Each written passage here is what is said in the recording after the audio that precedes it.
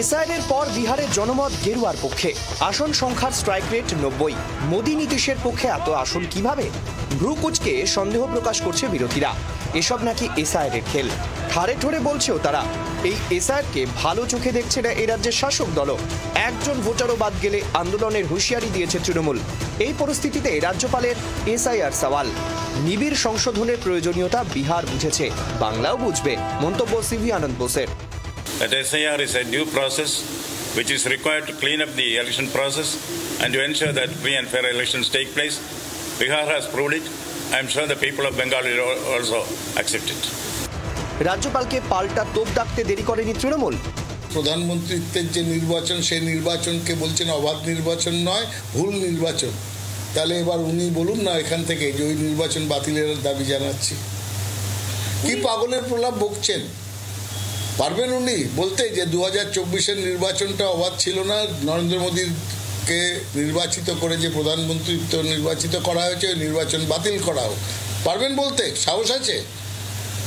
ছেলে মানুষই কথা বলছেন, আর না বুঝে বলছেন, বিজেপির তাবেদারি করে কথা বলছেন, এবং অতি নিন্দনীয় কথা। এখানে শেষ নয়, পশ্চিমবঙ্গে ভোট ব্যালটে করতে হবে, বুলেটে নয়, মন্তব্য বোসের। নাম না করে কি রাজ্যের শাসক দলকে নিশানা?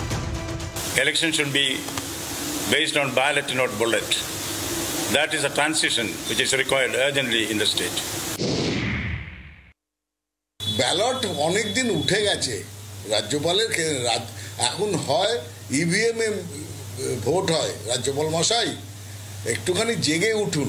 এই বিজেপির সময় এরকম বেশ কিছু রাজ্যপাল এখানে ওখানে ছড়িয়ে দিয়েছে, যা দলের কাজ করে, সংবিধান মেনে কাজ করে না। আপনি তাদের মধ্যে একজন। রাজ্যপাল বলছেন যে ব্যালটে ভোট করতে হবে এই রাজ্যে, বুলেটে নয়, এবং দুর্নীতি এবং সন্ত্রাসকে সরিয়ে রেখে যদি নির্বাচন হয় তাহলেই। উনি দীর্ঘদিন আছেন, 3 বছর হয়ে গেছে, উনি তো ওনার উপলব্ধি থেকে বলছেন। তো কি করবে রাজ্যপাল? রাজ্যপাল কি ক্ষমতা আছে? আমাদের বাংলায় যে রাজ্যপাল, তার কি ক্ষমতা আছে? বড় একটা বাংলো পেয়েছে, বিশাল একটা প্রাসাদ পেয়েছে, খাই দায় থাকে, ঘুমাই, মাঝে মাঝে প্রেসকে থেকে পাতলা দেয়। বঙ্গ রাজনীতিতে এসআইআর নিয়ে শোরগোল। বিহারে বিজেপির বাজিমাত, 26-এর আগে এসআইআর আবহে রাজনীতির উত্তাপ আরো বাড়ল।